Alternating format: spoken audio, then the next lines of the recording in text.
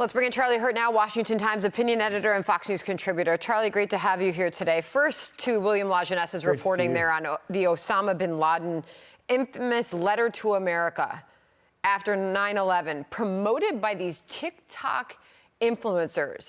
They've gone viral, Charlie. You just heard the report a moment ago. On social media, they're promoting the terrorist justification of the attacks on the United States using very anti-Semitic rhetoric. What is happening here?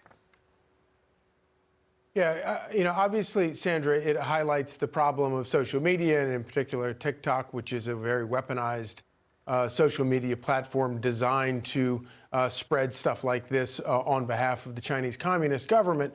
But to me, I think that there's a much larger problem here, and that is, it's such a startling snapshot of how far we have come over the past 20 years since 9/11. The fact that we as a country and our schools and universities have done such a poor job of teaching actual history and the truth behind these things, that somebody like Osama bin Laden can kind of come out on the back end and be some sort of truth sayer or some kind of leader among young people who have no concept of the history that, obviously older people remember firsthand, but all, our children should have learned about. It really does remind you that this is an onslaught. This is all very intentional, and it is designed to destroy our country from within. And right now they are winning unless we figure out how to do something about it. And that starts obviously with the political class, politicians getting a backbone and trying to stop the kind of poison that is taking over young people, that they would kind of fall into all of this. I want to make sure that I get this in here. This is just in, as you were speaking, the White House, through Andrew Bates, the White House Deputy Press Secretary and Senior Comms Advisor, has issued a statement about exactly this, these viral 9/11 letters running rampant on TikTok.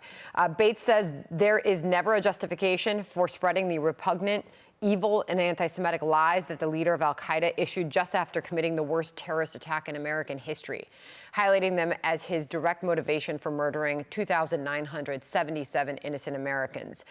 The White House also says in this statement, Charlie, and this is just into us now, and no one should ever insult the 2,977 American families still mourning loved ones by associating themselves with the vile words of Osama bin Laden.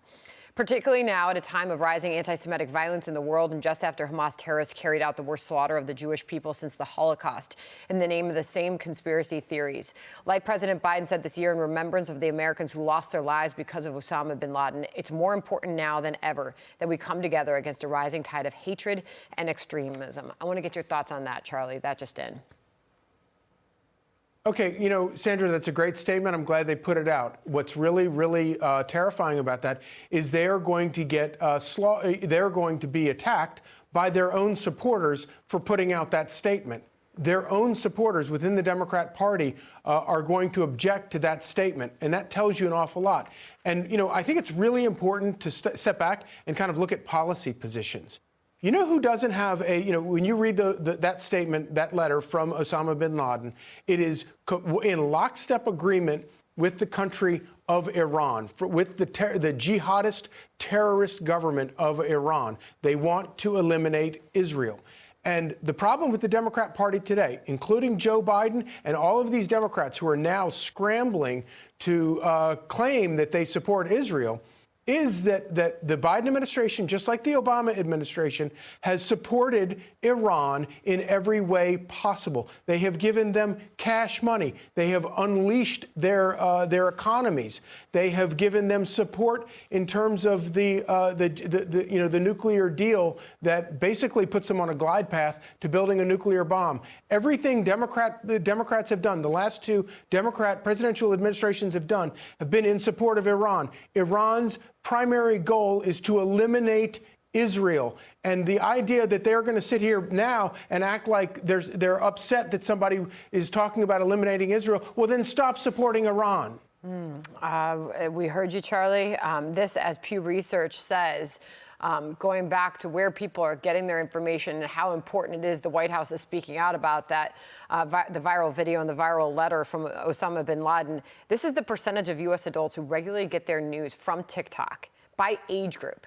32% of 18 to 29-year-olds get their news from TikTok. 15% of 30 to 49-year-olds. Obviously, the numbers get a little bit smaller as the age group goes up.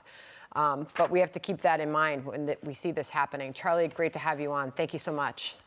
Hey, Sean Hannity here. Hey, click here to subscribe to Fox News YouTube page and catch our hottest interviews and most compelling analysis. You will not get it anywhere else.